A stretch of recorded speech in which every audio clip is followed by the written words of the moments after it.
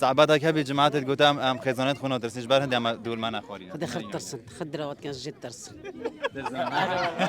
خد خد ترسن أفروكا جبركو راوشة ساقا جالك أخوشة روجا هيني أجي بطيبتيش يعني بشتكو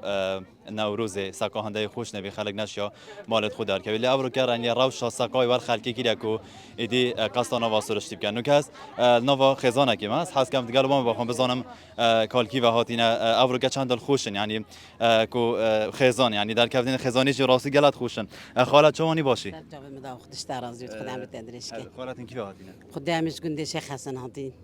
هاربين خالد أهم جماعة ده كي خدام خريد معنا خشكنو برانا وبصمامنو كرماتنو عارف خدام چند الخوشي خالد أورجا جل خزانة جل مال خدي قالك خوش أما هميت بيك وهم بيك اتفاقنو ضوابط بخد كانوا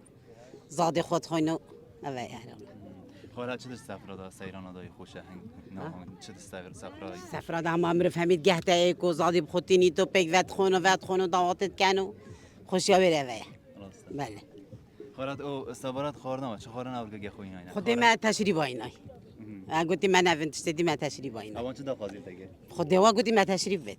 عارف خودی هنده کاشوی اینا دی خوشوی چی کنده که تشریف باینای عارف خودی چوانی باشی برو سر بر سر جوا خوش اورگا درکل گلک خوش اورگا جای گلک خوش اورگا گل کیاتی خدا مو گل دیکو منو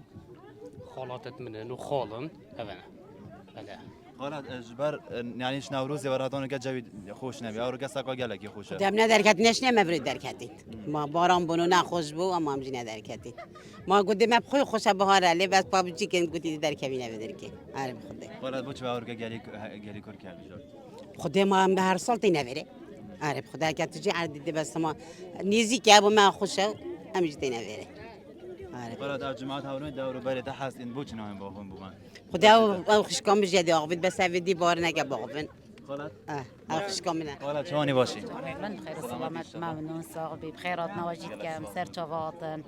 اشترى بيت خالد اورگا خوشی بود گل الحمد لله قالك خوش رب العالمين هر خوشي بدات ان شاء الله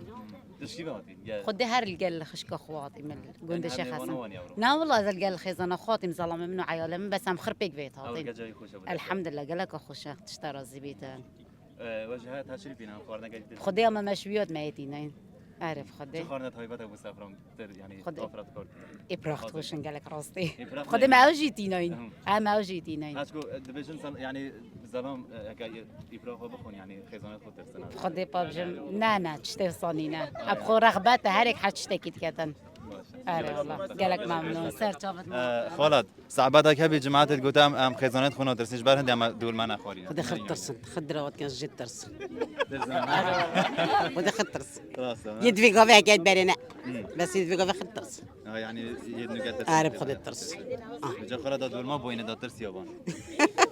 والله هيك أقلم دول ما ناينا نابرة هنقول ناينا والله بس أبيتي ناينا